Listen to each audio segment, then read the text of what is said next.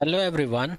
और आज के इस लेक्चर में हम लोग बात करने वाले हैं क्लास 12 सीबीएसई फिजिक्स चैप्टर 13 के एक और नए टॉपिक के बारे में जिसका नाम है मास ऑफ न्यूक्लियस। और इसी में हम लोग जानेंगे मास डिफेक्ट के बारे में। मास ऑफ न्यूक्लियस के बारे में भी जानेंगे और मास डिफेक्ट होता क्या है इसके बारे में भी जानेंगे। और ये आप लोग के एग्ज़ाम के पॉइंट ऑफ व्यू से बहुत इंपॉर्टेंट है। मास डिफेक्ट यहाँ से आपके एग्ज़ाम में क्वेश्चन पूछा जाता है। न्यूमेरिकल क्वेश्चंस भी बनते हैं और कॉन्सेप्चुअल क्वेश्चन भी बनते हैं मास डिफेक्ट से, तो ध्यान से देखिएगा। तो चलिए स्टार्ट करते हैं। तो जैसे कि हम लोग को पता है कि कोई भी मैटर होता है, चाहे वो सॉलिड हो चाहे लिक्विड हो या कोई भी स्टेट का मैटर हो, वो छोटे छोटे एटम से मिलकर बने होते हैं। और जब हम लोग एटम को जूम करके देखते हैं तो हमें ये दिखाई देता है कि एटम जो है इलेक्ट्रॉन और प्रोटॉन और न्यूट्रॉन से मिलकर बना होता है। ये ऑलरेडी हम लोग को पता है। तो इस एटम का अगर हम लोग को मास निकालना हो तो ये भी हम लोगों को पता है कि एटम का मास निकालने के लिए क्या करते हैं, मास एक इलेक्ट्रॉन के मास को और एक प्रोटॉन के मास को और एक न्यूट्रॉन के मास को हम लोग क्या कर देते हैं, ऐड कर देते हैं। बट जरूरी नहीं है कि किसी एटम में एक ही इलेक्ट्रॉन एक ही प्रोटॉन एक ही न्यूट्रॉन हो। उसमें एक से अधिक इलेक्ट्रॉन प्रोटॉन न्यूट्रॉन हो सकते हैं। इस इसलिए नंबर ऑफ इलेक्ट्रॉन को हम लोग कंसिडर कर लेते हैं। जेड नंबर ऑफ इलेक्ट्रॉन होते हैं, जेड इलेक्ट्रॉन होते हैं किसी भी एटम के अंदर में, जेड प्रोटॉन होते हैं और एन नंबर न्यूट्रॉन होते हैं किसी भी एटम्स के अंदर में। तो इस पूरे एटम्स का मास को हम लोग लिख सकते हैं, mass of atom is equals to Z M E plus Z M P plus N M N. अगर जो इस लेक्चर को पहली बार देख रहे हैं या इस चैनल में नए आए हैं तो उन लोग इससे पहले वाले लेक्चर को जाके देख लीजिए, तभी ये सारा चीज़ समझ में आएगा। और यहाँ पर Z M E Z M P N M N क्यों लिखते हैं, ये सारा चीज़ मैं पिछले लेक्चर में एक्सप्लेन कर चुका हूँ। ठीक है, चलिए आगे बढ़ते हैं। तो ये इक्वेशन नंबर 1 कंसिडर कर लेते हैं इसको, और इसी फॉर्मूले से हम लोग निकाल सकते हैं किसी भी एटम्स का मास, टोटल मास। बट हमको इलेक्ट्रॉन का मास, प्रोटॉन का मास और न्यूट्रॉन का मास पता होना चाहिए। और जेड यहाँ पर क्या चीज़ है और एन क्या चीज़ है ये आप लोग को पता है ना। और न्यूट्रॉन का नंबर कैसे निकालते हैं, जेड कैसे निकालते हैं, ये ऑलरेडी हम लोग सीख चुके हैं पिछले लेक्चर में। अब हम लोग को ये पता है कि न्यूक्लियस जो है किससे मिलकर बना होता है, इसमें केवल प्रोटॉन और न्यूट्रॉन पाया जाता है।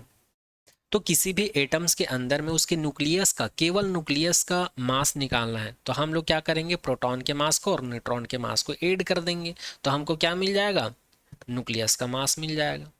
लेकिन ज़रूरी तो नहीं है कि किसी भी एटम्स के न्यूक्लियस में केवल एक ही प्रोटॉन हो और एक ही न्यूट्रॉन हो, उसमें तो ज़्यादा हो सकते हैं। तो फिर से यहाँ पर मैं क्या कर देता हूँ, यहाँ पर जेड का मल्टीप्लाई कर दूंगा, यहाँ पर एन का मल्टीप्लाई कर दूंगा। और ऐसा हम लोग क्यों करते हैं ये मैं पिछले लेक्चर में बता चुका हूँ, मैं बार बार बोल रहा हूँ। जिन लोग को नहीं समझ में आ रहा होगा आप लोग जाकर देख सकते हैं, डिस्क्रिप्शन में लिंक डला हुआ है। तो न्यूक्लियस का मास कैसे निकलेगा, mass of nucleus is equal to Z M P plus N M N. इसको इक्वेशन नंबर 2 कंसीडर कर लेते हैं। यहां से हम लोग को न्यूक्लियस का मास मिल जाता है किसी भी एटम का। अब हम लोग क्या करते हैं, इसमें इक्वेशन नंबर 1 का यूज करते हैं। इसको क्या करते हैं, ये इक्वेशन नंबर 1 था, यहाँ पर जेड एम पी था और यहाँ पर एन एम एन है। तो इस वैल्यू को मैं क्या करता हूँ, इक्वेशन नंबर 1 में पुट कर देता हूँ। इक्वेशन नंबर 2 के वैल्यू को इक्वेशन नंबर 1 में पुट कर देता हूँ तो मुझे क्या मिल जाएगा, mass of atom is equal to Z M E plus mass of nucleus. तो यहाँ से हम लोग को क्या मिल गया, मास ऑफ न्यूक्लियस। या इसी को मैं लिख सकता हूँ, हम लोग का टारगेट क्या है, न्यूक्लियस का मास निकालना, इसलिए इसको यहीं रखता हूँ, इसको इधर ट्रांसफर कर दूंगा तो ये हो जाएगा mass nucleus is equal to mass atom minus में जेड एम ई हो जाएगा। इसी को मैं अरेंज करके लिखूंगा तो मुझे कुछ ऐसा मिल जाएगा, mass of nucleus is equal to mass of atom minus Z M E. अच्छा, हम लोग को जब न्यूक्लियस का मास से ये, तो एटम्स का जो टोटल मास है उसमें से इलेक्ट्रॉन के टोटल मास को हम लोग सबस्ट्रेट कर देते हैं तो हमको मिल जाता है nucleus of, mass of nucleus, ऐसा बोल सकते हो। This equation is mass of nucleus theoretically. But यहाँ पर ये जो एक्सप्रेशन हम लोग निकाले इसको इक्वेशन नंबर 3 कंसिडर कर लेते हैं। ये जो एक्सप्रेशंस निकाले हैं किसी भी एटम्स के न्यूक्लियस के मास को कैलकुलेट करने के लिए, ये थियोरेटिकली था। क्या था, थियोरेटिकली था, ये प्रैक्टिकली प्रूफ नहीं था। इसको केवल मैथमेटिकली तरीके से जो इलेक्ट्रॉन प्रोटॉन न्यूट्रॉन और एटम और न्यूक्लियस का जो कॉन्सेप्ट है उससे इसको कैलकुलेट करके निकाला गया, इस इक्वेशन नंबर 3 को। इसीलिए यहाँ पर ये लाइन लिखा हुआ है कि ये थियोरेटिकली है। तो एक्सपेरिमेंटली या प्रैक्टिकली क्या होता है, आइए देखते हैं आगे। But experimentally practically was found that the nucleus of mass is different, decrease, change from actual mass of nucleus। लेकिन कुछ साइंटिस्ट थे जिन लोगों ने प्रैक्टिकली या एक्सपेरिमेंटली जब किसी भी एटम के न्यूक्लियस को ऑब्जर्व किए तो उन लोगों ने पाया कि न्यूक्लियस का जो एक्चुअल मास होता है उससे अलग होता है। जो थ्योरेटिकली हम लोग को जो मास मिल रहा है न्यूक्लियस का, वो एक्चुअल मास से डिफरेंट होता है या एक्चुअल मास से थोड़ा कम होता है या उसमें कुछ स्मॉल चेंजेस होती है, ये देखने को मिला। इसलिए इसी इक्वेशन नंबर थर्ड को हम लोग क्या लिख सकते हैं, आइए देखते हैं। Let del m is the different change decrease mass of nucleus from actual mass, then we can write from equation number 3 mass of nucleus is equals to mass of atom minus zme minus del m। तो scientist लोगों ने ये बताया कि किसी भी atoms के nucleus का जो मास है थ्योरेटिकली अलग है, बट प्रैक्टिकली उस थ्योरेटिकली जो मास मिला है न्यूक्लियस का उसमें से थोड़ा कम प्राप्त होता है। मतलब जब हम लोग प्रैक्टिकली ऑब्जर्व करते हैं तो उसका मास जो है कुछ ना कुछ कम आता है या कुछ ना कुछ उसमें चेंज रहता है। तो उस चेंज को यहाँ पर क्या कंसिडर किया गया है, डेल एम कंसिडर किया गया है। मतलब डेल एम क्या है, अगर डेल एम को अगर हम लोग थ्योरेटिकली जो मास निकाले हैं न्यूक्लियस का उसमें से अगर इसको हटा दें तो हम लोग को एक्चुअल न्यूक्लियस का मास मिल जाएगा। तो यहाँ पर ये जो डेल एम है ये क्या चीज़ है, ये डिफरेंट, ये डिक्रीज या फिर चेंज वाला वैल्यू है। मतलब इतना चेंजेस आया है एक्चुअल मास से अगर हम लोग प्रैक्टिकली किसी भी न्यूक्लियस को ऑब्जर्व करें तो। इसीलिए जो हम लोग को थ्योरेटिकली जो मास ऑफ न्यूक्लियस मिला था इसमें से इस पार्ट को अगर हटा देंगे तो हमें एक्चुअल मास मिल जाएगा न्यूक्लियस का। ये एक्सपेरिमेंटली पाया गया, मैं बार बार बोल रहा हूँ, ठीक है। अब हम लोग क्या करते हैं, हम लोगों को पता है इक्वेशन नंबर 1 से क्या होता है, mass of atom is equals to Z M E plus Z M P plus N M N होता है, ठीक है। तो आगे क्या करते हैं, मास ऑफ न्यूक्लियस, इस वैल्यू को अगर मैं यहाँ पर पुट कर दूँ, इस वैल्यू को अगर मैं यहाँ पर पुट कर दूँ तो मुझे इतना मिल जाएगा। अब यहाँ पर Z M E cancel out हो जाएगा तो मुझे क्या मिल जाएगा, इतना मिल जाएगा।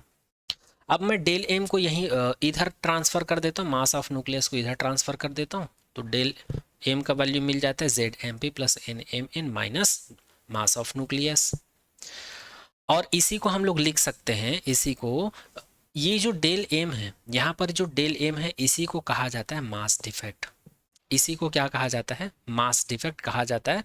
और इस इक्वेशन नंबर 4 से, इक्वेशन नंबर 4 से हम लोग लिख सकते हैं mass defect is equals to sum of mass of nucleon minus mass of nucleus. अच्छा, इससे पहले हम लोग जो देखे थे वो मास ऑफ न्यूक्लियस था, ये मास ऑफ न्यूक्लियस था। इसके बाद इसी टॉपिक में हम लोग को देखना था मास डिफेक्ट। तो यहाँ पर ये जो डेल एम का जो वैल्यू मिला है, ये जो डेल एम का वैल्यू मिला है इसी को कहा जाता है मास डिफेक्ट। और यदि आप लोग को बोर्ड एग्जाम में 1 मार्क्स में पूछें कि मास डिफेक्ट क्या होता है तो बता देना, मास डिफेक्ट क्या होता है, sum of mass of nucleons और मास ऑफ न्यूक्लियस का डिफरेंस होता है। जैसे कि यहाँ पर mass of proton, mass of neutron, ये क्या चीज़ है, मास ऑफ न्यूक्लियस है, सॉरी ये सम ऑफ क्या है, sum of mass of nucleons, ये न्यूक्लियॉन्स है, ये न्यूक्लियॉन्स है। प्रोटॉन और न्यूट्रॉन को हम लोग क्या बोलते हैं, सेपरेटली न्यूक्लियॉन्स बोलते हैं। तो यहाँ पर एक न्यूक्लियॉन्स का मास दूसरे न्यूक्लियॉन्स का मास दोनों का सम है, इसीलिए यहाँ पर लिखा हुआ है sum of mass of nucleons. और यहाँ पर क्या है, मास ऑफ न्यूक्लियस, क्या है, मास ऑफ न्यूक्लियस। तो दोनों का जो सम होता है वही हमको बताता है मास डिफेक्ट। यहाँ पर लिखा भी है डेल एम को क्या कहा जाता है, मास डिफेक्ट कहा जाता है। और अगर हम लोग मास डिफेक्ट की यूनिट की बात करें तो ये होता है एटॉमिक मास यूनिट। और इसका जो शॉर्ट नोटेशन है ये है यू। किसी किसी बुक में A.M.U लिखा रहता है और किसी किसी बुक में यू लिखा रहता है।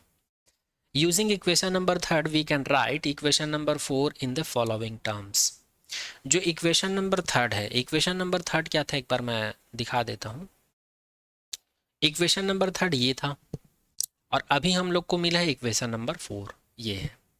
और यहाँ पे लिखा हुआ है using equation number 3 we can write equation number 4 following term. Equation number 3 का यूज करके ये जो इक्वेशन नंबर 4 है इसको हम लोग इस टर्म में लिख सकते हैं। Del M is equals to Z M P plus N M N minus यहाँ पर मास ऑफ न्यूक्लियस का वैल्यू है हमारे पास इक्वेशन नंबर 3 से, उस वैल्यू को यहाँ पर पुट कर दी है, mass of atom minus ZME। अब यहाँ पर ब्रैकेट को ओपन कर देते हैं। ब्रैकेट को ओपन करने के बाद हम लोग को कुछ ऐसा मिल जाएगा, del M is equal to ZMP plus ZME plus NMN minus mass of atom. ठीक है, और यहाँ पर Z को, यहाँ पर Z है, यहाँ पर Z है, इसको मैं कॉमन निकाल दूंगा तो मुझे मिल जाएगा MP प्लस ME और प्लस में NMN minus mass of atom. तो इसको कहा जाता है final expression for the mass defect. ठीक है, इसी को हम लोग ऐसे भी लिख सकते हैं, चूंकि हम लोगों को पता है जो नंबर ऑफ न्यूट्रॉन होता है ये एटॉमिक मास और नंबर ऑफ प्रोटॉन के डिफरेंस के इक्वल होता है। तो यहाँ पर एन को हटाकर हम लोग ऐसे भी लिख सकते हैं ए माइनस ZMN, बाकी सभी सेम है। तो यहाँ पर मैं क्या लिख देता हूँ, और लिख देता हूँ। तो याद रखिएगा मास डिफेक्ट को हम लोग ऐसे भी लिख सकते हैं और ऐसे भी लिख सकते हैं, इस चीज़ को याद रखिएगा। ठीक है, और इस इक्वेशंस को हम लोग ऐसे भी लिख सकते हैं, mass defect is equals to mass of total mass और माइनस में एटॉमिक मास, ऐसे भी लिख सकते हैं। अच्छा, अब ऐसा क्यों लिख सकते हैं, क्योंकि यहाँ पर आप लोग देख पा रहे हैं ये मास ऑफ प्रोटॉन है, मास ऑफ इलेक्ट्रॉन है और ये मास ऑफ न्यूट्रॉन है। तो ये टोटल मास ऑफ एटम हुआ ना, और माइनस एटॉमिक मास, यहाँ पर जो मास आता है ये एटॉमिक मास होता है। तो चलिए अब इसको हम लोग एक एग्जांपल के थ्रू समझते हैं कि ये मास डिफेक्ट को हम लोग कैलकुलेट कैसे करेंगे। अच्छा, आप लोग को एग्ज़ाम के पॉइंट ऑफ व्यू से ये चीज़ याद रखना है कि मास डिफेक्ट होता क्या है शॉर्ट में। ये वाला फार्मूला याद रखिएगा और ये वाला फार्मूला याद रखिएगा। इसी को हम लोग ऐसे लिख सकते हैं, ये हो गया न्यूक्लियस के टर्म्स में यदि मास डिफेक्ट पूछे तब, और यदि एटम के टर्म्स में अगर आप लोग को मास डिफेक्ट पूछे तो ये वाला फार्मूला याद रखिएगा। मतलब इसी फार्मूले को इक्वेशन नंबर 4 को हम लोग इस टर्म्स में भी लिख सकते हैं, बस ये बोलना चाह रहे हैं। और अगर आप लोग इसको प्रैक्टिकली समझना चाहते हो कि मास डिफेक्ट होता क्या है तो ऑलरेडी मैं यहाँ पर एक्सप्लेन कर चुका था, आता है। ठीक है, अब चलिए आगे हम लोग कैलकुलेट करते हैं। अगर कोई एटम्स दे दिया है तो उसमें मास डिफेक्ट हम लोग कैसे कैलकुलेट करेंगे। तो एक एग्जांपल है, यहाँ पर हम लोग ऑक्सीजन का एटम ले लेते हैं।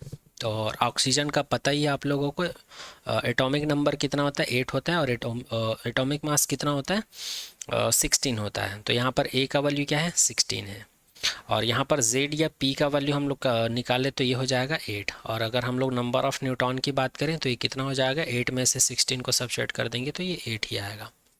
अब यहाँ पर हम लोग को एम ए जेड निकालना था, तो यहाँ पर ये वाला जो वैल्यू है Z M P plus M E plus N M N, इसको हम लोग क्या कंसीडर किए हैं, M of A Z consider किए हैं। तो यहाँ पर एम ऑफ ए जेड का वैल्यू, यहाँ से mass of proton, mass of electron और मास ऑफ न्यूट्रॉन, ये इसका वैल्यू क्या होता है ये ऑलरेडी हम लोग देख चुके हैं। और यहाँ पर जेड का वैल्यू मिल चुका है और यहाँ पर एन का भी वैल्यू हमको मिल चुका है। तो इन सभी वैल्यू को अगर हम लोग यहाँ पर रख कर सब्सटीट्यूट करें, उसके बाद अगर इसको हम लोग सॉल्व करें तो हम लोग को मिल जाता है 15.994, इतना मिल जाता है। ठीक है, तो ये ऑक्सीजन एटम का क्या है, टोटल मास है। टोटल मास मतलब इसमें प्रोटॉन भी इंक्लूड है, इलेक्ट्रॉन भी इंक्लूड है और न्यूट्रॉन भी इंक्लूड है। अब हम लोग क्या करेंगे, इस वैल्यू को इस इक्वेशन में पुट कर देंगे। तो यहाँ पर एम ऑफ ए जेड का वैल्यू कितना मिल गया 15.994, और ए यहाँ पर क्या चीज़ है, ये एटॉमिक मास है। ठीक है, इसका वैल्यू है 16। तो यहाँ पर इसमें 16 में से इस वैल्यू को जब हम लोग सब्सट्रैक्ट करेंगे तो हम लोग को डेल एम का वैल्यू क्या मिलेगा, निगेटिव 0.00508 एटॉमिक मास यूनिट मिल जाएगा। तो इसी को क्या कहा जाता है, इस ऑक्सीजन एटम का मास डिफेक्ट कहा जाता है। तो इस प्रकार इसी मेथड से आप लोग किसी भी एटम का मास डिफेक्ट कैलकुलेट कर सकते हो। बट आप लोगों को ये चीज़ पता होना चाहिए कि प्रोटॉन का मास क्या होता है, इलेक्ट्रॉन का मास क्या होता है और न्यूट्रॉन का मास क्या होता है, जो कि मैं आप लोग को बता चुका हूँ पिछले लेक्चर में। ठीक है, जैसे कि प्रोटॉन का हम लोग मास कितना देखे थे 1.0076 एटॉमिक मास यूनिट के आसपास देखे थे।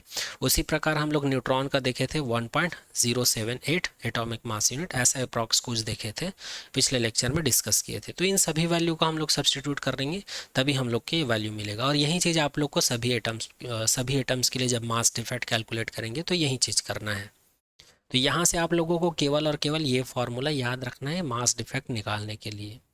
अब चलिए आगे बढ़ते हैं। अब आगे हम लोग इस चैप्टर के नेक्स्ट टॉपिक के बारे में बात करते हैं, बाइंडिंग एनर्जी और mass energy relation of nucleus. तो यहाँ पर बाइंडिंग एनर्जी के बारे में बात करेंगे और इसके बाद इसी में हम लोग मास एनर्जी रिलेशन न्यूक्लियस के लिए इस रिलेशंस के बारे में बात करेंगे। Since we know that inside the nucleus proton and neutron are strongly bounded. ये तो हम लोग को पता है, किसी भी एटम के न्यूक्लियस में प्रोटॉन और न्यूट्रॉन क्या रहते हैं, न्यूक्लियस में एक दूसरे से स्ट्रांगली बाउंडेड रहते हैं। To separate the neutron and proton to each other, we required few energy is called binding energy of nucleus। तो किसी भी एटम के न्यूक्लियस से प्रोटॉन या फिर न्यूट्रॉन या फिर प्रोटॉन, इसको सेपरेट करने के लिए, न्यूक्लियस से इसको सेपरेट करने के लिए कुछ ना कुछ एनर्जी की हमको ज़रूरत पड़ती है, कुछ ना कुछ एनर्जी रिक्वायर्ड होती है। तो उसी रिक्वायर्ड एनर्जी को ही हम लोग क्या कहते हैं, बाइंडिंग एनर्जी ऑफ न्यूक्लियस कहते हैं।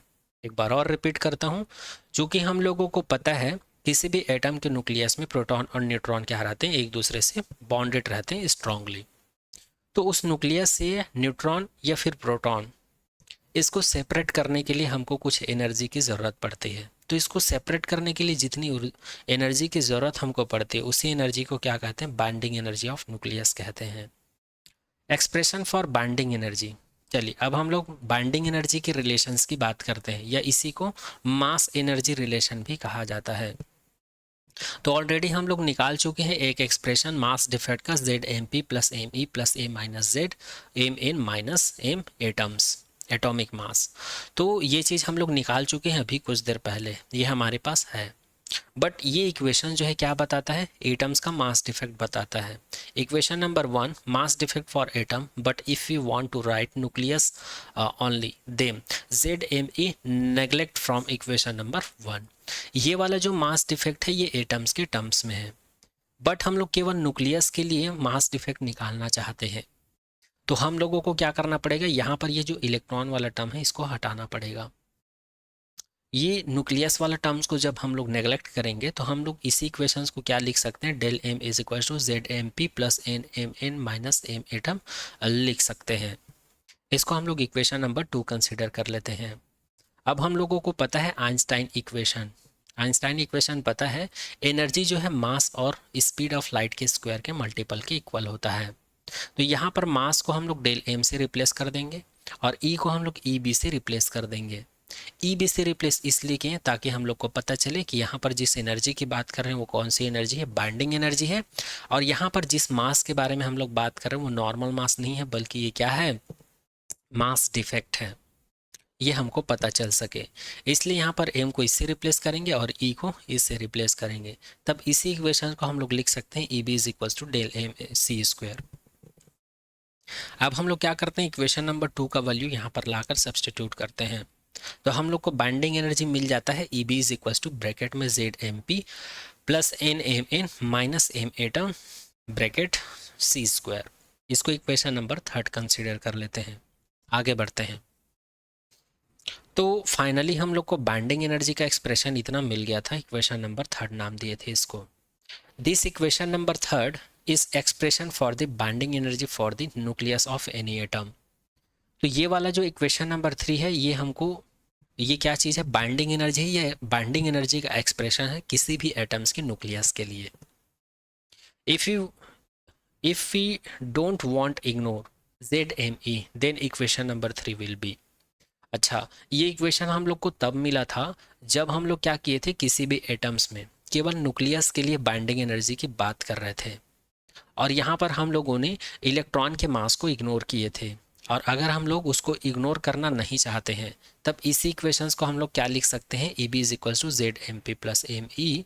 यहाँ पर एम पी में हम लोग को क्या करना पड़ेगा, एम ई को ऐड करना पड़ेगा, क्योंकि जेड एम ई क्या बताता है हमको, इलेक्ट्रॉन के मास के बारे में इंफॉर्मेशन देता है। तो इक्वेशन नंबर 3 को हम लोग इक्वेशन नंबर 4 के जैसा भी लिख सकते हैं अगर हम लोग इलेक्ट्रॉन के मास को इग्नोर ना करें। Equation number 4 is the expression for the binding energy for the atom, और इक्वेशन नंबर 4 को कहा जाता है किसी भी एटम्स के लिए बाइंडिंग एनर्जी। ठीक है। अच्छा, बाइंडिंग एनर्जी की अगर हम लोग यूनिट की बात करें तो binding energy is equal to हमको पता है ये होता है। ठीक है, तो यहाँ से मास का यूनिट क्या होता है, एटॉमिक मास यूनिट होता है। और ये सी स्क्वायर तो वैसे ही रहेगा। और एनर्जी का एक और यूनिट हम लोग को पता है, ये जूल होता है। इसका यूनिट इलेक्ट्रॉन वोल्ट भी होता है और इसका यूनिट मेगा इलेक्ट्रॉन वोल्ट भी होता है। तो इस वाले एक्सप्रेशन से ये जो वन एटॉमिक मास है यूनिट है, इसको यहीं रहने देते हैं, सी स्क्वायर को इधर ट्रांसफर कर देते हैं इधर। तो इस इक्वेशंस को मैं क्या लिख सकता हूँ, one atomic mass unit is equal to E B upon C square लिख सकता हूँ। एक बार और रिपीट कर देता हूँ, यहाँ से मैं क्या लिखा हूँ, E B is equal to mass को क्या लिखा हूँ, वन एटॉमिक मास यूनिट लिखा हूँ और सी स्क्वायर को वैसे ही रख दिया हूँ। तो वन एटॉमिक मास को यहीं रहने देता हूँ, वन एटॉमिक मास यूनिट इसको यहीं रहने देता हूँ और यहाँ पर ये ई बी है और इस सी स्क्वायर को इधर ट्रांसफर कर दूंगा। तो देखो यही चीज़ यहाँ पर लिखा हुआ है, one atomic mass unit is equal to E B upon C square, ये हमको मिल गया है। अब यहाँ पर ये जो ई बी है ये क्या चीज़ है, एनर्जी है। इसका यूनिट क्या क्या हो सकता है, joule, electron volt, mega electron volt. और हम लोगों को पता है कि वन इलेक्ट्रॉन वोल्ट का वैल्यू कितना होता है जूल में, 1.602 10⁻⁹ जूल होता है। और अगर इसको हम लोग मेगा इलेक्ट्रॉन में कन्वर्ट करना चाहते हैं तो इसमें क्या कर देंगे, 10⁻6 का मल्टीप्लाई कर देंगे, फिर ये मेगा इलेक्ट्रॉन वोल्ट में कन्वर्ट हो जाएगा। ठीक है, तो ये 1 मेगा इलेक्ट्रॉन वोल्ट का वैल्यू हम लोग को पता है 10⁻6 इलेक्ट्रॉन वोल्ट होता है। तो इसको हम लोग किससे मल्टीप्लाई कर देंगे, इससे मल्टीप्लाई करेंगे तो हम लोग को मिल जाएगा 1.6 क्रॉस 10⁻⁻13 जूल मिल जाएगा। ठीक है, ये रही एनर्जी की यूनिट्स की बात। अब यहाँ पर आते हैं, वन एटॉमिक मास जो है E B upon C square के इक्वल होता है। और याद रखिएगा वन एटॉमिक मास यूनिट जो है ये जो कितने के इक्वल होता है एनर्जी के टर्म्स में। तो याद रखिएगा वन एटॉमिक मास यूनिट जो है 931.5 मेगा इलेक्ट्रॉन वोल्ट पर स्पीड ऑफ लाइट स्क्वायर के इक्वल होता है। इस चीज़ को याद रखिएगा, ये इंपॉर्टेंट है, जब भी आप लोग न्यूमेरिकल सॉल्व करोगे तब ये यूज़ होगा। एक बार और रिपीट कर देता हूँ, वन एटॉमिक मास यूनिट का फॉर्मूला होता है E B upon C square, जहाँ पर ई बी क्या है, binding energy, C speed of light. और इसी को जब हम लोग सॉल्व करते हैं किसी भी एटम्स के लिए, जब हम लोग इसको सॉल्व करते हैं तो वन एटॉमिक मास यूनिट कितना मिलता है, 931.5 मेगा इलेक्ट्रॉन वोल्ट पर सी स्क्वायर मिलता है। चलिए मैं इसको प्रूफ करके दिखाता हूँ। आप लोग के एनसीईआरटी में एक एग्जाम्पल दिया हुआ है, इस एग्जाम्पल के थ्रू मैं इसको कोशिश करता हूँ प्रूफ करने का। तो एग्जाम्पल क्या बोलता है, find the energy equivalent of one atomic mass unit first in joule and then mega electron volt. यहाँ पर हम लोग को एनर्जी फाइंड आउट करने के लिए बोला जा रहा है, किस में, पहले इसको जूल में फाइंड आउट करना है, फिर इसी को हम लोग को किस में कन्वर्ट करना है, मेगा इलेक्ट्रॉन वोल्ट में। ये फाइंड आउट करने के लिए बोल रहा है। Using this express the mass defect of oxygen in mega electron volt पर सी स्क्वायर। और हम लोगों को एक एटम दिया हुआ है ऑक्सीजन, इसका हम लोगों को मास डिफेक्ट निकालना है, दैट मीन्स डेल एम का वैल्यू निकालना है। और इसका यूनिट हम लोग को किस में निकालना है, मेगा इलेक्ट्रॉन वोल्ट पर सी स्क्वायर, इस यूनिट में निकालना है। तो आई होप ये क्वेश्चन समझ में आ गया होगा। अब चलिए सॉल्यूशंस की तरफ बढ़ते हैं। तो हम लोगों को पता है, अगर हम लोग वन एटॉमिक मास यूनिट की बात करें तो ये हम लोग पिछले लेक्चर में देख चुके हैं। अच्छा, एक चीज़ और बता चुका हूँ, यहाँ पर ये जो U लिखा है इसका मतलब एटॉमिक मास यूनिट ही होता है, इसको शॉर्ट में यहाँ पर 1U लिखा हुआ है। और वन एटॉमिक मास का जो मैग्नीट्यूड है किलोग्राम में, ये हम लोग देख चुके हैं ऑलरेडी, ये कितना होता है 1.6605 क्रॉस 10⁻⁻27 किलोग्राम होता है। ठीक है, इतना होता है, हम लोग बात कर चुके हैं इसके बारे में। एक बार और रिपीट कर देता हूँ, वन एटॉमिक मास यूनिट कितना होता है, 1.605 क्रॉस 10⁻⁻27 किलोग्राम होता है। ठीक है, अब हम लोग क्या करेंगे, इस किलोग्राम को हम लोग को किस में कन्वर्ट करना है, हम लोग को निकालना है एनर्जी, वो भी जूल में। तो आगे लिखा है to convert it into energy unit we multiply it by C square and find out the mass energy equivalent. हम लोग को एनर्जी का फॉर्मूला पता है, एनर्जी का फॉर्मूला क्या होता है, आइंस्टाइन इक्वेशन mc स्क्वायर होता है। तो यहाँ पर m का वैल्यू हम लोग को दिया हुआ है, यही m का वैल्यू होता है। बट यहाँ पर जो एटॉमिक मास यूनिट है ये भी मास का यूनिट होता है और किलोग्राम ये भी मास का यूनिट होता है। तो यहाँ पर हम लोग क्या करेंगे, इस वाले वैल्यू को यहाँ पर पुटअप करेंगे m के जगह पर, जैसे कि यहाँ पर दिखाया गया 1.6605 क्रॉस 10⁻⁻27 क्रॉस यहाँ पर C है, तो C का वैल्यू क्या होता है 2.9979 क्रॉस 10⁻8 होल स्क्वायर होता है। अच्छा, यहाँ पर जो स्पीड ऑफ लाइट है हम लोग बचपन से पढ़ते आए हैं 3 × 10⁻8 मीटर पर सेकेंड होता है, बट यहाँ पर 2.99979 × 10⁻8 होल स्क्वायर लिया हुआ है। तो ये एक्चुअल वैल्यू है स्पीड ऑफ लाइट का। इसको हम लोग कितना कंसीडर करते हैं, 3 कंसीडर करते हैं, क्योंकि 2.9979 है, ये लगभग 0.01 का डिफरेंस है, जो कि बहुत माइनर होता है, इसलिए 2 को 3 कंसीडर किया जाता है। बट यहाँ पर एक्चुअल वैल्यू लिया हुआ है। तो ये हो गया एनर्जी। ई का वैल्यू कितना आ गया यहाँ पर, किलोग्राम। इसका यूनिट क्या है, किलोग्राम। इसका यूनिट क्या है, मीटर पर सेकेंड। बट यहाँ पर स्क्वायर है, इसलिए मीटर का स्क्वायर हो गया और ये सेकेंड का स्क्वायर हो गया। ठीक है, चलिए आगे बात करते हैं। अच्छा, ये किलोग्राम में है और इसका होता है मीटर पर सेकेंड होता है, तो ये मीटर स्क्वायर सेकेंड स्क्वायर इसलिए हो गया है। अब हम लोग क्या करेंगे, इसको अब मैं जूल में कन्वर्ट करना चाहता हूँ। मैं इसको किलोग्राम मीटर स्क्वायर पर सेकेंड स्क्वायर को, इसको मैं जूल में कन्वर्ट करना चाहता हूँ। तो हम लोगों को पता है जूल का वैल्यू क्या होता है, W इज इक्वल टू क्या होता है, F इंटू डी होता है, और वर्क का यूनिट क्या होता है, जूल होता है। ठीक है, तो अगर अगर मैं 1 जूल को तोड़ कर लिखूं और, तो F का मतलब क्या होता है, न्यूटन, और D का मतलब क्या होता है, मीटर। इसको और तोड़ के लिखूं तो 1 न्यूटन का वैल्यू हम लोगों को पता है, ये होता है किलोग्राम मीटर पर सेकेंड स्क्वायर होता है, और ये वाला मीटर पहले से है तो इसको लिख देते हैं। तो ये कितना हो जाएगा, किलोग्राम मीटर स्क्वायर पर सेकेंड स्क्वायर, और यही चीज़ यहाँ पर लिखा हुआ है, किलोग्राम मीटर स्क्वायर पर सेकेंड स्क्वायर। तो इसको मैं क्या लिख सकता हूँ, 1 जूल लिख सकता हूँ, इसलिए यहाँ पर इस यूनिट को हटाकर क्या लिखा है, जूल।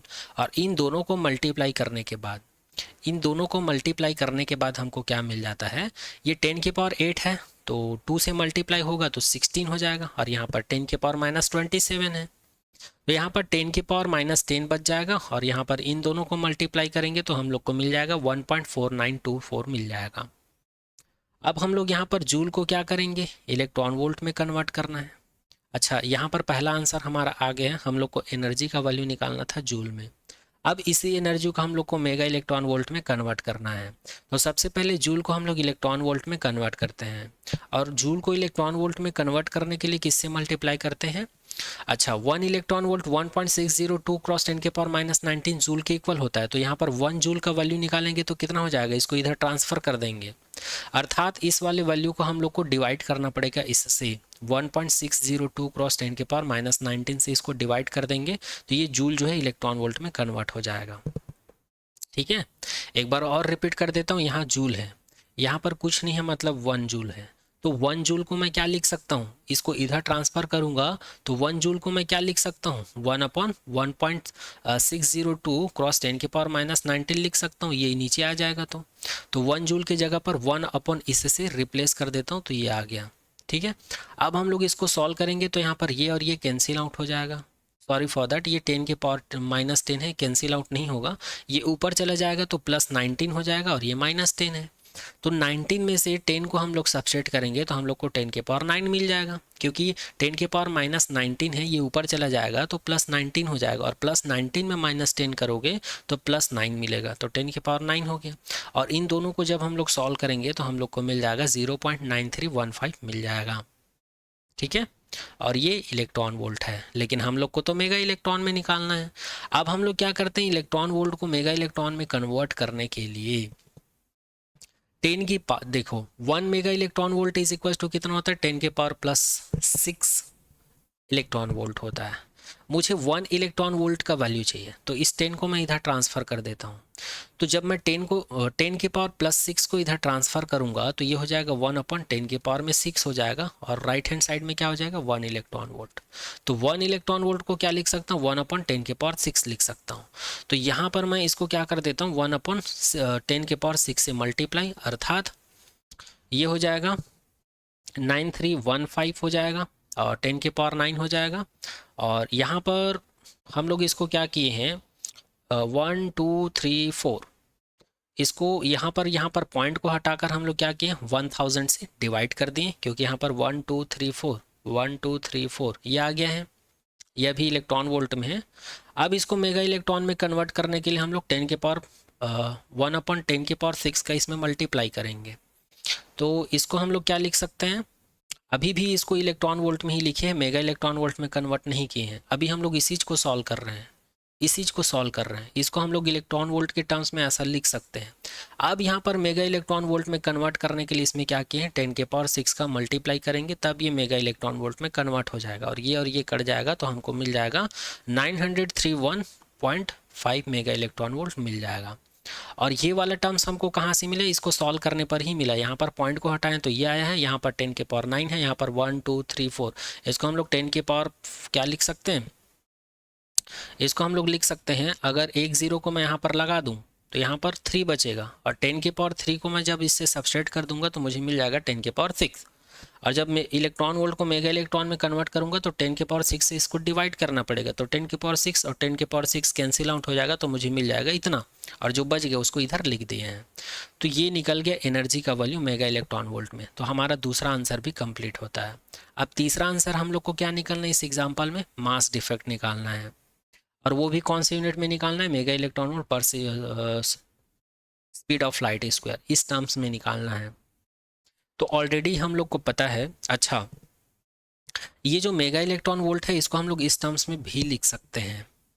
अब हम लोग इसको इस टर्म्स में क्यों लिख सकते हैं, क्योंकि हम लोगों को पता है E इक्वल्स टू क्या होता है, E इक्वल्स टू होता है mc², और यहाँ पर m को मैं क्या लिख सकता हूँ, m इक्वल्स टू E/c², और E का वैल्यू मुझे ऑलरेडी मिल चुका है इतना, तो इस वैल्यू को मैं यहाँ पर सब्सटीट्यूट कर दूँ तो मुझे और इसका यूनिट क्या होता है, 1 यूनिट होता है, तो मास के जगह पर मैं इसको ही रखूँगा और इसके जगह पर इसको पुट करूँगा, तो मुझे कितना मिल जाएगा, मुझे इतना मिल जाएगा।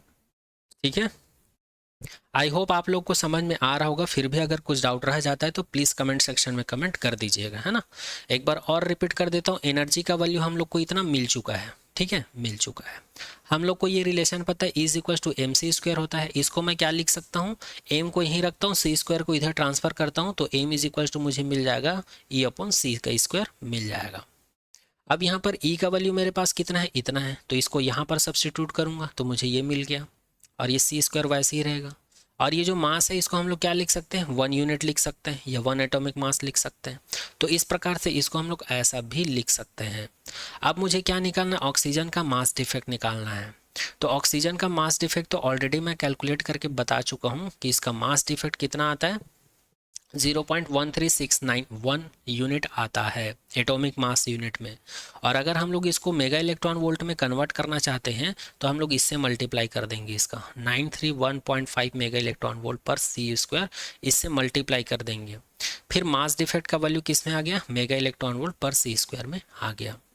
ऑक्सीजन का मास डिफेक्ट अभी हम लोग कुछ देर पहले निकाले थे, लेकिन हम लोग 1 एटॉमिक मास यूनिट में निकाले थे, बट यहाँ पर हम लोग को क्वेश्चन में बोला जा रहा है मेगा इलेक्ट्रॉन वोल्ट पर c² में निकालने के लिए बोला जा रहा है, इसलिए हम लोग इसको इससे मल्टीप्लाई किए, तो हम लोग को आंसर मिल गया ऑक्सीजन का mass defect 127.5 mega electron volt पर second square. The energy needed to separate oxygen into its constituent its दस 127.5 मेगा इलेक्ट्रॉन वोल्ट पर c²। मतलब ऑक्सीजन का जो एटम्स है इसके न्यूक्लियस से किसी भी न्यूक्लियॉन्स को, चाहे वो प्रोटॉन हो या न्यूट्रॉन हो, उसको सेपरेट करने के लिए, एक न्यूक्लियॉन्स को सेपरेट करने के लिए हमको इतनी एनर्जी की ज़रूरत पड़ेगी। ठीक है, आई होप ये सारा चीज़ आप लोग को समझ में आ रहा होगा। ये एग्जाम्पल जो है यहाँ पर कंप्लीट होता है।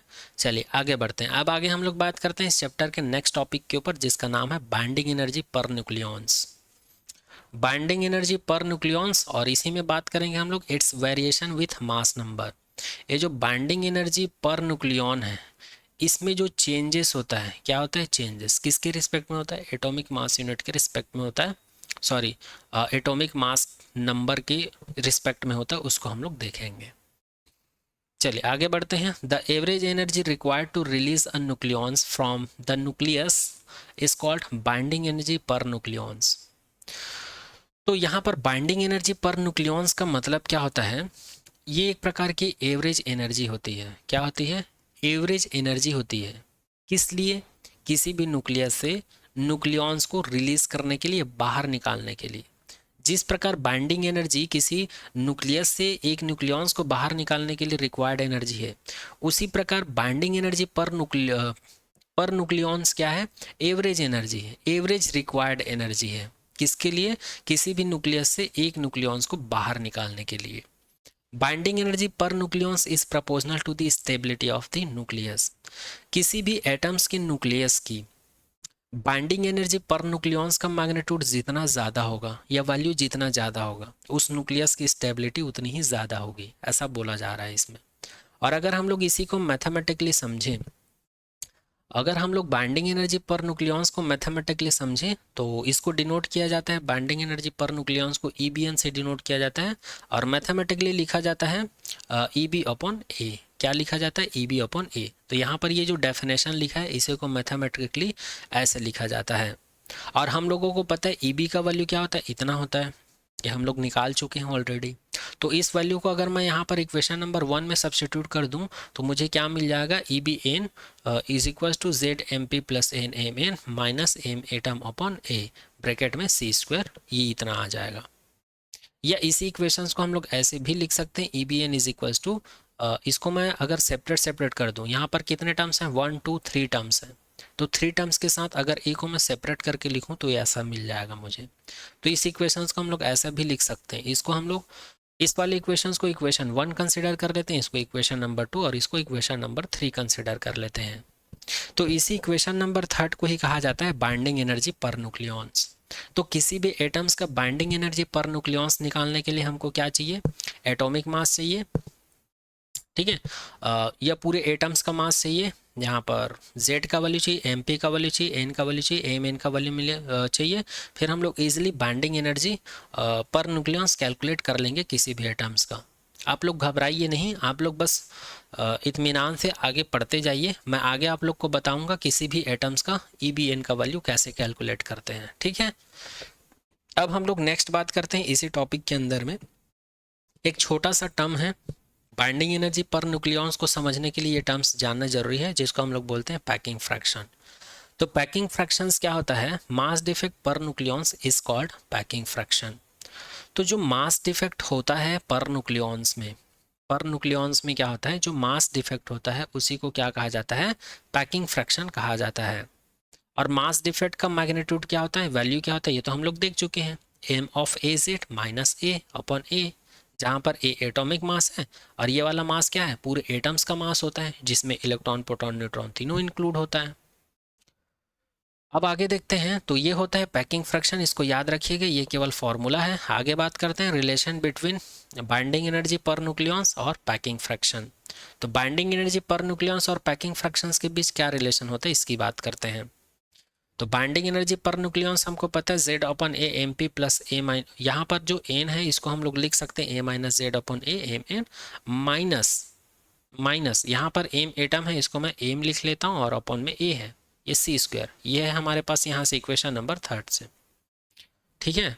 अब इसी को हम लोग क्या लिख सकते हैं, अगर मैं इस वाले इक्वेशंस का यूज़ करूँ, कौन सी इक्वेशंस का, ये जो इक्वेशन नंबर 4 है, तो इक्वेशन नंबर जो 4 है इसका यूज़ करूँगा तो यहाँ पर मैं उसी इक्वेशंस को पैकिंग फ्रैक्शंस के टर्म्स में यहाँ पर ऐसा लिख सकता हूँ। तो ये आया कैसे, इसकी बात करते हैं। अभी हमारे पास क्या था, इतना था, ठीक है, और यहाँ पर मैं इसको लिखा था, ये जो न्यूट्रॉन्स था इसको लिखा हूँ A-Z के टर्म्स में लिखा हूँ। तो यहाँ पर जब मैं ब्रैकेट ओपन करूँगा तो मुझे ऐसा टर्म्स मिल जाएगा, ठीक है। ये A और A कैंसिल आउट हो जाएगा, यहाँ MN मिलेगा जब ब्रैकेट ओपन करेंगे तो, और यहाँ पर -ZMN/A मिल जाएगा, जैसे कि यहाँ पर आप लोग देख पा रहे हैं, ऐसा मिलेगा। अब यहाँ पर हम लोग क्या करते हैं, यहाँ पर Z/A है, यहाँ पर Z/A है, तो ब्रैकेट में हमको मिल जाएगा MP माइनस MN, बाकी सभी टर्म्स वैसे ही हैं। अच्छा, यहाँ पर हम लोग क्या किए, 1 का एडिशन किया और 1 का सब्सट्रैक्शन किए, क्योंकि दोनों कट जाएगा तो फिर से यही मिल जाएगा हमको। तो ऐसा हम लोग कर सकते हैं। अब इसी इक्वेशंस को ऐसा लिख सकते हैं, कैसे, तो ये तो ऐसे ही रहेगा ये वाला टर्म्स, और यहाँ पर MN को -1 के साथ लिख लिया हूँ, और यहाँ पर M/A को मैं किसके साथ लिखा हूँ, +1 के साथ लिखा हूँ। बट यहाँ पर मैं माइनस को कॉमन निकालूंगा तो ये प्लस हो जाएगा, ये माइनस, इसलिए MA/-1 लिख सकते हैं इसको। आगे देखते हैं, ये वाला टर्म फिर से वैसा ही है, ये वाला टर्म भी वैसा ही है, इसको हम लोग क्या लिख सकते हैं, M-A/A लिख सकते हैं, इसको ऐसा लिख सकते हैं। और ये वाला जो वैल्यू है क्या है, पैकिंग फ्रैक्शंस के डेफिनेशन है, ठीक है, तो इस वाले वैल्यू को मैं रिप्लेस कर दूंगा एफ से। तो इसी इक्वेशंस को वैल्यू को रिप्लेस करेंगे एफ से, तो हम लोग को कुछ इस प्रकार का इक्वेशंस मिलेगा। E B N is equal to Z upon A M P minus M N plus M N minus one minus F bracket में और सी स्क्वायर। इसको इक्वेशन नंबर 5 कंसिडर कर लेते हैं, जहां पर एफ का मतलब क्या है, पैकिंग फ्रैक्शन है। F is equal to M minus A upon A, या इसी को हम लोग बोल सकते हैं F is equal to M A Z minus A upon A, जहां पर ये है एटम का टोटल मास और ये है एटॉमिक मास। ठीक है, या इसी को हम लोग डायरेक्ट ऐसे भी लिख सकते हैं, डेल एम अपॉन ए, मास डिफेक्ट का डेफिनेशन है। Equation number 5 is show the relation between the binding energy per nucleons and packing fraction. तो याद रखिएगा, यहाँ पर ये जो इक्वेशन नंबर 5 मिला है, यही हमको बताता है बाइंडिंग एनर्जी पर न्यूक्लियॉन्स के बीच का रिलेशन किसके साथ, पैकिंग फ्रैक्शन के साथ। अब आइए आगे हम लोग बात करते हैं बाइंडिंग एनर्जी कर्व के बारे में। तो बाइंडिंग एनर्जी कर्व होता क्या है, अगर आप लोग को बोर्ड एग्जाम में 1 से 2 मार्क्स में पूछे तो ये वाला लाइन आप लोग लिख सकते हो। The curve of binding energy is graph that plot the binding energy per nucleons against atomic mass. This curve has its main peak at the iron and nickel. तो बाइंडिंग एनर्जी कर्व क्या होता है, एक प्रकार का graph होता है। किसके किसके बीच का ग्राफ होता है, तो ये होता है बाइंडिंग एनर्जी पर न्यूक्लियॉन्स के बीच और एटॉमिक मास के बीच का ग्राफ होता है, जिसमें हम लोग को एक कर्व लाइन मिलता है और उस कर्व लाइन में जो पिक वैल्यू होता है वो आयरन का होता है या फिर निकिल का होता है। तो इस प्रकार हम लोग जब ग्राफ ड्रॉ करते हैं बाइंडिंग एनर्जी पर न्यूक्लियन और एटॉमिक मास के बीच, तो जो कर्व लाइन मिलता है उसी को हम लोग कहते हैं बाइंडिंग एनर्जी कर्व। चलिए आगे हम लोग देखते हैं कि ये कैसे दिखता है, ये ग्राफ हम लोग कैसे ड्रॉ करेंगे। तो यहाँ पर ये जो फिगर देख पा रहे हैं, इसको कहा जाता है binding energy curve, binding fraction curve, या इसी को कहा जाता है binding energy curve, B N versus E B N versus A. तो ये रहा एक्स एक्सिस, एक्स एक्सिस में हम लोग कंसीडर किए हैं मास नंबर को, और ये रहा वाई एक्सिस, वाई एक्सिस में हम लोगों ने कंसीडर किए हैं बाइंडिंग एनर्जी पर न्यूक्लियॉन्स को, जिसको ई बी एन से डिनोट किया जाता है, या इसी को ई बी अपॉन ए लिखें तब भी वही है। और यहाँ पर बाइंडिंग एनर्जी पर न्यूक्लियॉन का जो वैल्यू है मेगा इलेक्ट्रॉन वोल्ट में है। ठीक है, इसका वैल्यू मेगा इलेक्ट्रॉन वोल्ट में है।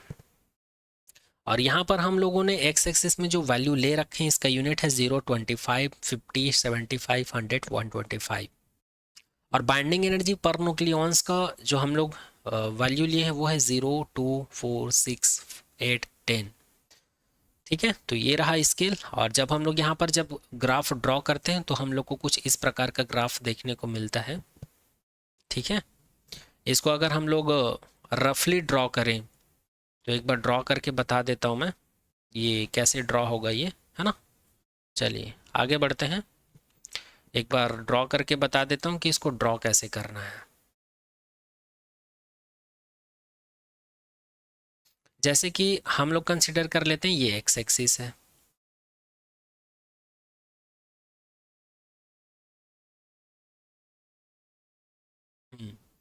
हम लोग कंसिडर कर लेते हैं ये एक्स एक्सिस है, इधर हम लोगों ने एटॉमिक मास कंसिडर किए हैं, और ये है वाई एक्सिस, इधर हम लोगों ने बाइंडिंग एनर्जी पर न्यूक्लियॉन को कंसिडर किए हैं।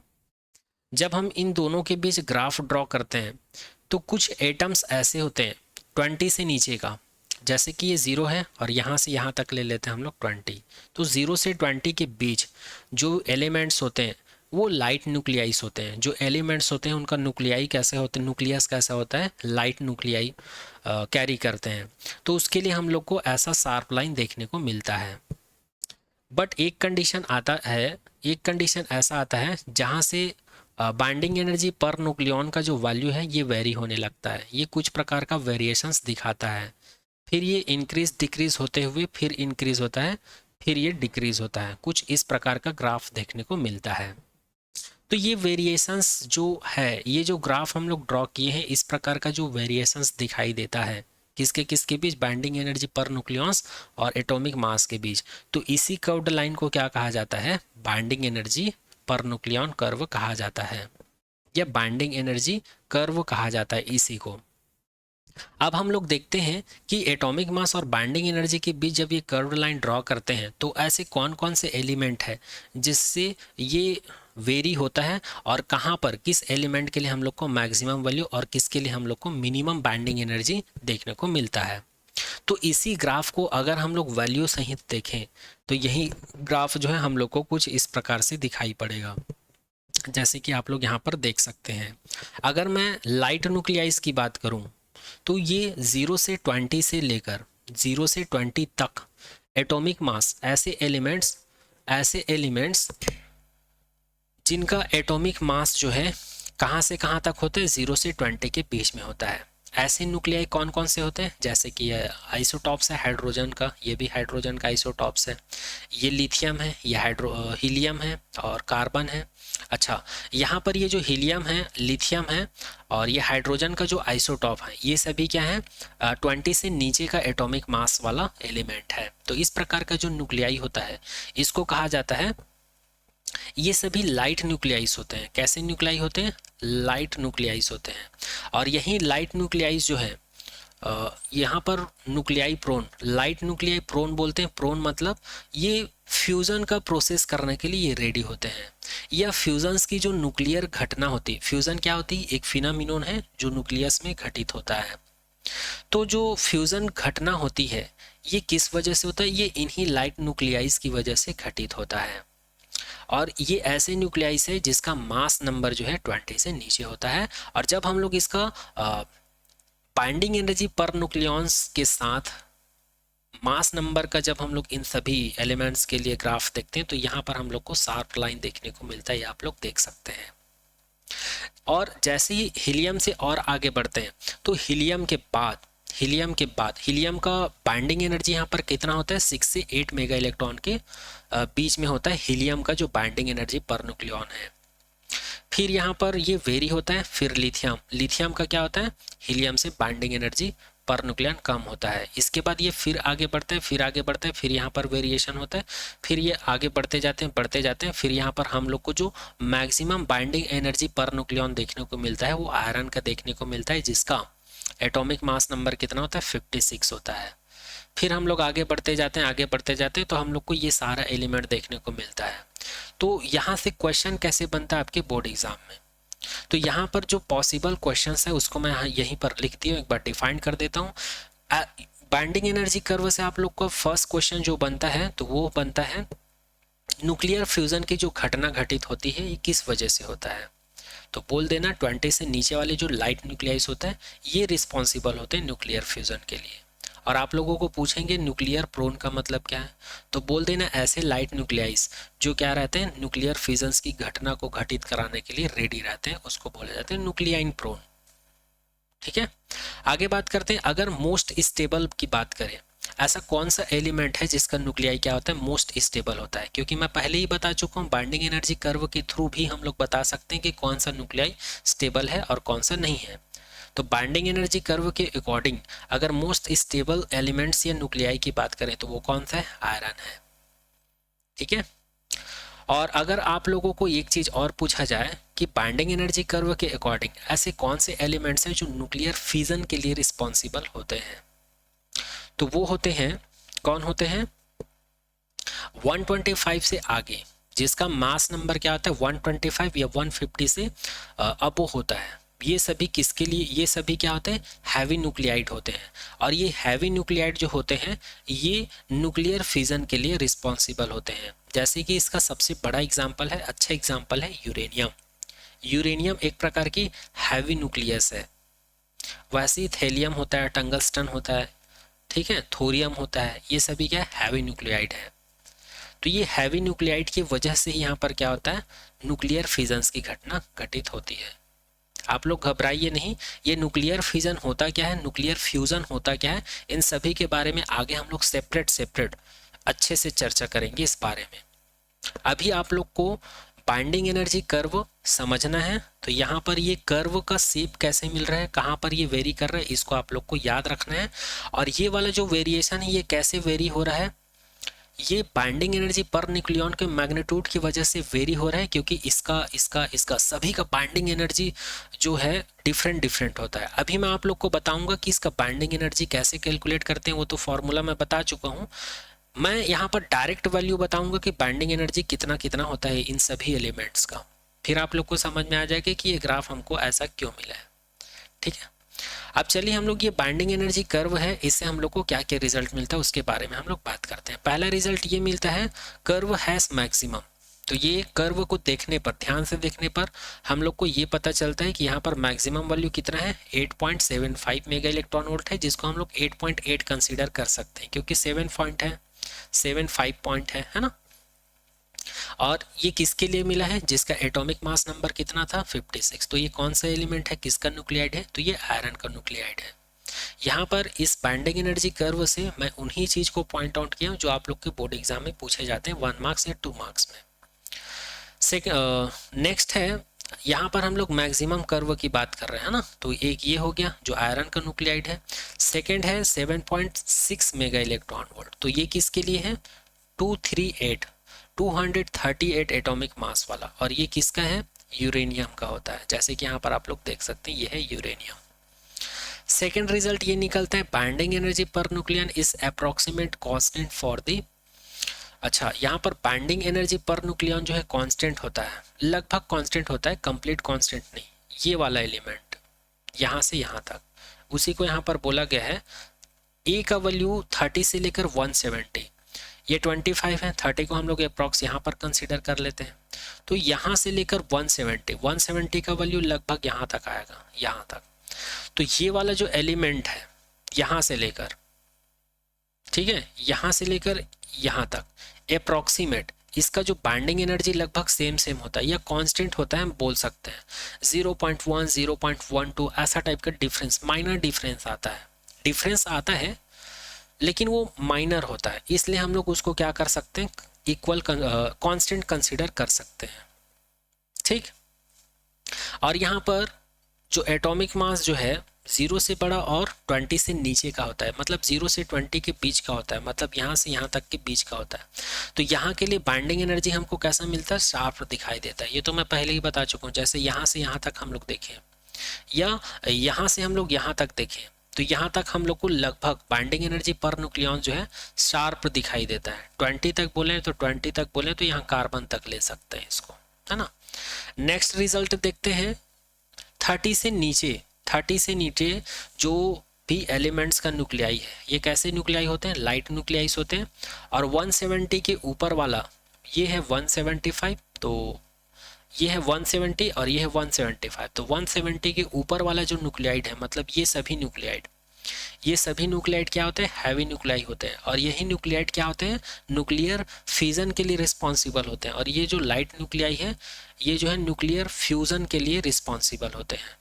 आगे बात करते हैं binding energy per nuclei proportional to the stability. ये तो मैं पहले ही बता चुका हूँ, जिस भी न्यूक्लियाइड की बाइंडिंग एनर्जी जितनी अधिक होगी उसकी स्टेबिलिटी उतनी ही ज़्यादा होगी। जैसे कि यहाँ पर हम लोग अगर आयरन की बात करें Fe, तो इसकी स्टेबिलिटी, इसके न्यूक्लियाइड की स्टेबिलिटी सबसे ज़्यादा होगी। क्यों, क्योंकि इसकी बाइंडिंग एनर्जी पर न्यूक्लियन सबसे ज़्यादा होती है 8.75 मेगा इलेक्ट्रॉन वोल्ट। चलिए मैं एक काम करता हूँ, ये जो जितने भी एलिमेंट्स हैं सभी का बाइंडिंग एनर्जी एक बार आप लोग को बता देता हूँ। ठीक है, यहाँ पर जो बाइंडिंग एनर्जी पर न्यूक्लियन है इसको मैं डायरेक्ट यहाँ पर राइट डाउन कर दिया हूँ, कैलकुलेट करने की ज़रूरत नहीं है। ठीक है, क्योंकि कैलकुलेशंस कैसे करना है इसका फॉर्मूला मैं ऑलरेडी बता चुका हूँ, और एक एलिमेंट्स का मैं कैलकुलेट करके भी बताऊंगा आगे कि इसको कैसे कैलकुलेट करते हैं। बट यहाँ पर मैं डायरेक्ट ड्रॉ कर दिया हूँ, सभी का कैलकुलेशंस करूँगा तो ये लेक्चर लेंदी हो सकता है ना। तो बाइंडिंग एनर्जी कर्व में सबसे फर्स्ट एलिमेंट था, ये था हाइड्रोजन का आइसोटॉप्स, तो इसका बाइंडिंग एनर्जी लगभग 0 होता है। इसका होता है 1.1 मेगा इलेक्ट्रॉन वोल्ट, और हीलियम का होता है 7 मेगा इलेक्ट्रॉन वोल्ट। उसके बाद लिथियम का होता है 5 मेगा इलेक्ट्रॉन वोल्ट, कार्बन का होता है 7.1 मेगा इलेक्ट्रॉन वोल्ट, नाइट्रोजन का होता है 7.5 मेगा इलेक्ट्रॉन वोल्ट, और ऑक्सीजन का होता है 8 मेगा इलेक्ट्रॉन वोल्ट। आयरन का होता है 8.8 मेगा इलेक्ट्रॉन, और यूरेनियम का होता है 7.6 मेगा इलेक्ट्रॉन। तो यहीं से आप लोग देखकर बता सकते हो कि सबसे ज़्यादा बाइंडिंग एनर्जी किसकी है, आयरन की है, उसके बाद यूरेनियम का है। और यदि हम लोग सबसे कम बात करें तो ये हाइड्रोजन का होता है। तो ये रहा binding energy per nucleon for some elements of nuclides. यहाँ पर सम एलिमेंट्स ऑफ न्यूक्लियाइड मतलब एलिमेंट का न्यूक्लियाइड की बात हो रहा है, या सम न्यूक्लियाइड भी बोल सकते हो डायरेक्ट, कोई दिक्कत नहीं है ना। चलिए अब आगे बात करते हैं नेक्स्ट पॉइंट के बारे में। एनर्जी कर्व से फिफ्थ नंबर का जो पॉइंट निकल के आता है वो ये है, binding energy curve explain some phenomenon like fusion and fission. किसी भी एटम्स के न्यूक्लियस से रिलेटेड टू टाइप्स का फिनोमिनन होता है, जिसमें से फर्स्ट फिनोमिनन होता है फ्यूजन, सेकंड फिनोमिनन होता है फिजन। फ्यूजन में क्या होता है, जब टू लाइट न्यूक्लियाइड आपस में मिलते हैं तो ये एक हैवी न्यूक्लियाइड बनाते हैं, तो उस फिनोमिनन को हम लोग फ्यूजन कहते हैं। और जब हैवी न्यूक्लियाइड क्या करते हैं, छोटे छोटे न्यूक्लियाइड लाइट न्यूक्लियाइड में स्प्लिट होते हैं, तो उसको हम लोग फिजन कहते हैं। और वही चीज यहाँ पर लिखा हुआ है 6 नंबर के पॉइंट में लिखा हुआ है फिजन। फिजन का मतलब है हैवियर न्यूक्लियाई क्या होते हैं, स्प्लिट होते हैं टू पार्ट्स में, टू लाइट न्यूक्लियाइड में। और याद रखिएगा the heavier nuclide have smaller binding energy per nucleon than the middle ones heavier nuclide. Heavier nuclide less stable. अगर हम लोग बाइंडिंग एनर्जी कर्व की बात करें तो उसमें जो हैवी न्यूक्लियस थे उनका बाइंडिंग एनर्जी क्या था, कम था। जो मिडिल वाले पार्ट में बाइंडिंग एनर्जी कर्व में मिडिल वाले जो एलिमेंट्स थे न्यूक्लियाइड थे उनके कंपैरिजन में, तो याद रखना मिडिल पार्ट में जो हैवी न्यूक्लियाइड थे वो ज़्यादा स्टेबल होंगे कंपेयर देन दी जो ज़्यादा हैवी न्यूक्लियाइड थे जिनका बाइंडिंग एनर्जी कम था। और फ्यूजन भी न्यूक्लियर से रिलेटेड एक फिनोमेनन है जिसमें टू लाइट न्यूक्लियाइड आपस में मिलकर क्या करते हैं, कंबाइन होकर एक हैवी न्यूक्लियाइड का निर्माण करते हैं। तो इस चीज़ को याद रखिएगा। फिजन और फ्यूजन्स के बारे में आगे हम लोग बहुत अच्छे से डिटेल में बात करेंगे, अभी बस हम लोग इतना ही जानते हैं। पर बाइंडिंग एनर्जी कर्व का कॉन्सेप्ट भी कंप्लीट होता है। अब चलिए मैं कुछ एग्जांपल बताता हूं जिससे आप लोग को समझ में आ जाए कि बाइंडिंग एनर्जी पर न्यूक्लियन कैसे कैलकुलेट करना है किसी भी एटम्स का। तो यहाँ पर मैं एक एग्जांपल लिया हूँ कैल्शियम का। कैल्शियम है हमारे पास और कैल्शियम का एटॉमिक नंबर पता है 20 होता है और एटॉमिक मास कितना होता है 40 होता है। तो अगर मैं इस कैल्शियम के न्यूक्लियस की मास की अगर मैं बात करूं, ठीक है, न्यूक्लियस की अगर मैं मास की बात करूं तो ये हमको दिया हुआ है 39.962589 एटॉमिक मास यूनिट। ये क्वेश्चन है, ये क्वेश्चन में दिया हुआ है। और प्रोटॉन का मास हमको दिया हुआ है इतना और न्यूट्रॉन का मास दिया हुआ है हमको इतना। हमको निकालना क्या है, हमको निकालना है बाइंडिंग एनर्जी पर न्यूक्लियॉन्स। तो हमको ये दिया हुआ है और ये जो एलिमेंट दिया हुआ है यहाँ से एटॉमिक नंबर या प्रोटॉन नंबर निकाल सकते हैं 20, ए का वैल्यू दिया है 40, तो न्यूट्रॉन का वैल्यू निकाल सकता हूँ a माइनस जेड मतलब 20 और a मेन का वैल्यू हमको दिया हुआ है इतना। बट यहाँ पर इस एलिमेंट के लिए हमारे पास कितना न्यूट्रॉन है टोटल 20, तो 20 को मैं मल्टीप्लाई कर देता हूँ इस वैल्यू से, फिर 20 न्यूट्रॉन का मुझे मास मिल जाएगा इतना। एक बार और रिपीट कर देता हूँ, ये जो एलिमेंट दिया हुआ है इसको हम लोग को इसका हमें बाइंडिंग एनर्जी पर न्यूक्लियॉन्स निकालना है। तो ये जो एलिमेंट दिया हुआ है इसमें प्रोटॉन का नंबर ये है, एटॉमिक मास ये है, न्यूट्रॉन नंबर ये है। और एक न्यूट्रॉन का मास कितना होता है, एक न्यूट्रॉन का मास होता है इतना, बट मेरे पास कितना न्यूट्रॉन है कैल्शियम के लिए 20, तो मैं 20 को मल्टीप्लाई करूंगा एक न्यूट्रॉन के मास से, तो मुझे पूरे कैल्शियम में जितना नंबर ऑफ न्यूट्रॉन है उस सभी का मास मिल जाएगा इतना। उसी प्रकार इस एलिमेंट्स में कैल्शियम में कितना प्रोटॉन है 20 और एक प्रोटॉन का मास कितना होता है इतना, तो इसका मल्टीप्लाई मैं किससे कर दूंगा, इससे करूंगा 20 से। तो मुझे कैल्शियम में जितने नंबर ऑफ प्रोटॉन है सभी का जो टोटल मास मिलेगा कितना मिलेगा, इतना मिलेगा। तो यहाँ पर हम लोग को कैल्शियम में जितने नंबर ऑफ न्यूट्रॉन है उसका मास मिल गया और जितना नंबर ऑफ प्रोटॉन है उसका मास दोनों मिल गया। अब हम लोग टोटल मास निकाल सकते हैं, mass of proton mass of neutron. Mass of proton mass of neutron इन दोनों वैल्यू को अगर मैं यहाँ पर पुटअप करूँ तो मुझे मिल जाएगा 40.3298 मिल जाएगा। अब हम लोग को पता है मास डिफेक्ट क्या होता है, मास डिफेक्ट होता है sum of mass of nucleons, mass of nucleus. आगे बढ़ते हैं तो मास डिफेक्ट निकालेंगे, तो हम लोग अभी निकाले हैं 40 टोटल मास, और मास ऑफ न्यूक्लियस हम लोग को दिया हुआ था। ठीक है, एक बार और रिपीट कर देता हूँ। यहाँ पर आप लोग देख सकते हो, यहाँ पर, अरे हाँ, यहाँ पर हम लोगों को कैल्शियम का न्यूक्लियस का मास दिया हुआ है इतना। अभी हम लोगों ने मास निकाले हैं इतना, हम लोग को निकालना है मास डिफेक्ट। अच्छा, मास डिफेक्ट क्यों निकालना है? क्योंकि बाइंडिंग एनर्जी पर न्यूक्लियन में हमको मास डिफेक्ट टर्म्स आता है इस वजह से। और मास डिफेक्ट का फॉर्मूला क्या होता है? Sum of mass of nucleons. Nucleons का जो मास होता है इस एलिमेंट्स में, उसका सम निकालना है। तो मास ऑफ न्यूक्लियॉन्स मतलब मास ऑफ प्रोटॉन और मास ऑफ न्यूट्रॉन का सम, जैसे कि यहाँ पर हम लोग निकाले हैं 40.3298। उसके बाद मास of nucleus, mass of nucleus हमको क्वेश्चन में दे रखा है, तो उसको यहाँ पर रखेंगे, इसको यहाँ पर रखेंगे, फिर इसको सॉल्व करेंगे। उसके बाद हम लोग को मिल जाएगा 40 को 39 में सब्सट्रैक्ट करेंगे तो मिल जाएगा 0.367211 एटॉमिक मास। तो ये है मास डिफेक्ट। अब हम लोग को निकालना है बाइंडिंग एनर्जी। तो बाइंडिंग एनर्जी का फॉर्मूला तो डेल एम सी स्क्वायर, और डेल एम का वैल्यू हम लोग निकाल चुके हैं, तो उसको यहाँ सब्स्टिट्यूट कर देते हैं और सी को वैसे ही रहने देते हैं। अब एटॉमिक मास यूनिट को मुझे मेगा इलेक्ट्रॉन वोल्ट में कन्वर्ट करना है, तो मैं किसका मल्टीप्लाई करूंगा? 931 का मल्टीप्लाई करूंगा मैं।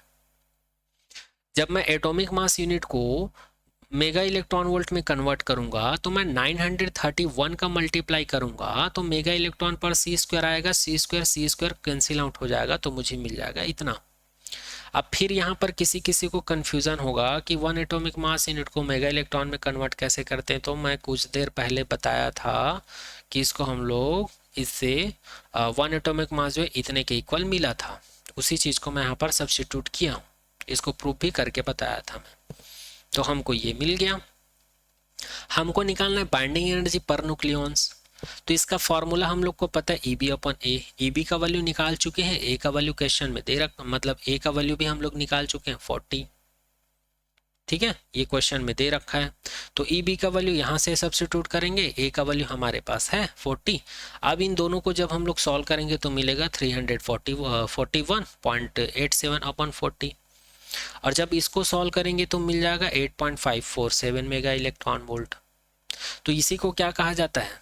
जो कैल्शियम एलिमेंट्स हमको दिया गया था उसके लिए बाइंडिंग एनर्जी पर न्यूक्लियॉन्स कहा जाता है EBN = 8.547 मेगा इलेक्ट्रॉन वोल्ट। ठीक है, चलिए एक और एग्जांपल देखते हैं। Binding energy binding energy per nucleons calculate करना अल्फा पार्टिकल्स के लिए, और हम लोग को पता है प्रोटॉन का मास और न्यूट्रॉन का मास इतना होता है, और हीलियम के न्यूक्लियस का मास हमको दिया हुआ है 4.002800 एटॉमिक मास यूनिट हमको दिया हुआ है। तो बहुत सिंपल सा चीज़ है। अल्फा पार्टिकल्स के बारे में ऑलरेडी हम लोग जानते हैं, एक ऐसा पार्टिकल है जिसके पास 2 प्रोटॉन होते हैं, 2 न्यूट्रॉन होता है, और इसका एटॉमिक मास कितना होता है? 4 होता है। और अल्फा पार्टिकल्स जो होता है ये हीलियम एटम ही होता है, क्योंकि इसकी सारी प्रॉपर्टी जो है हीलियम से मैच होती है। तो यहाँ पर हमारे पास हीलियम एटम, तो यहाँ पर देखो इस एलिमेंट्स को ध्यान से, तो Z का या P का वैल्यू यहाँ पर कितना है? 2 है। A का वैल्यू यहाँ पर कितना है? 4 है। तो N का वैल्यू कितना हो जाएगा? 4 में से 2 सबसेट करेंगे तो 2 हो जाएगा। तो अगर एक प्रोटॉन का मास इतना है तो 2 प्रोटॉन का मास कितना होगा? दोनों को मल्टीप्लाई कर देंगे तो इतना आ जाएगा। ठीक है, इतना आ जाएगा एटॉमिक मास यूनिट। उसी प्रकार अगर एक न्यूट्रॉन का मास इतना है तो यहाँ पर 2 न्यूट्रॉन का मास कितना हो जाएगा? तो इतना हो जाएगा। तो यहाँ पर ये भी हम लोग को मिल गया एटॉमिक मास यूनिट। अब टोटल मास कितना आ जाएगा? तो दोनों को ऐड कर देंगे। जब दोनों को ऐड करेंगे तो कितना मिल जाएगा? 0538639, तो ये मिल जाएगा 4.032980 मिल जाएगा। तो ये मिल गया हमको जो अल्फा पार्टिकल या हीलियम एटम दिया हुआ है उसका टोटल मास, या फिर मास ऑफ न्यूक्लियॉन्स बोलते हैं। अब मास डिफेक्ट निकालना है तो इसमें हम लोग किसको सब्स्ट्रेट करेंगे? जो हमको न्यूक्लियस का मास दिया हो उसको सब्स्ट्रेट करेंगे। तो हम लोग को मास डिफेक्ट, इन दोनों को सब्स्ट्रेट करने के बाद हमको मिल जाएगा mass defect del M = 0.030180 atomic mass unit, ये मिल जाएगा। ये सभी का यूनिट आप लोग लिख लीजिएगा, एटॉमिक मास यूनिट। तो ये हमको मास डिफेक्ट मिल गया। अब हम लोग क्या निकालेंगे? अल्फा पार्टिकल्स का अल्फा पार्टिकल्स का क्या निकालेंगे, बाइंडिंग एनर्जी। तो बाइंडिंग एनर्जी का फॉर्मूला ये होता है, डेल एम का वैल्यू यहाँ पर पुट कर देंगे, सी का वैल्यू है हमारे पास। फिर से एटॉमिक मास यूनिट को मेगा इलेक्ट्रॉन वोल्ट में कन्वर्ट करेंगे, तो इसको हम लोग किससे मल्टीप्लाई करेंगे, 931 और मेगा इलेक्ट्रॉन अपन में सी स्क्वायर से मल्टीप्लाई करेंगे, तो सी स्क्वायर कट जाएगा, मेगा इलेक्ट्रॉन वोल्ट मिल जाएगा। और इन दोनों का जब मल्टीप्लाई करेंगे तो हम लोग को मिलेगा E B is equals to 0.030 cross 931 mega electron volt, multiply करेंगे तो 28.097 मेगा इलेक्ट्रॉन वोल्ट हमको मिल जाएगा। ठीक है, अब हम लोग को क्या निकालना है, बाइंडिंग एनर्जी पर न्यूक्लियॉन्स निकालना है। तो इसका डेफिनेशन पता है, E B N is equal to E B upon A होता है। और ई बी का वैल्यू अभी कैलकुलेट किए हैं यहाँ से, और ए का वैल्यू हमको कितना दे रखा है, 4। और जब इसको हम लोग सॉल्व करेंगे तो कितना हो जाएगा, 4 7 दी 28, तो हमको मिल जाएगा E B N is equal to 7.02425 mega electron volt मिल जाएगा। तो ये निकल गया binding energy per nucleon for alpha particles. I hope अब आप लोग को समझ में आ गया होगा कि बाइंडिंग एनर्जी कैसे कैलकुलेट करना है, मास डिफेक्ट कैसे निकालना है, और बाइंडिंग एनर्जी पर न्यूक्लियॉन्स कैसे निकालना है। ये सभी चीज़ कैलकुलेट करने के लिए आना चाहिए।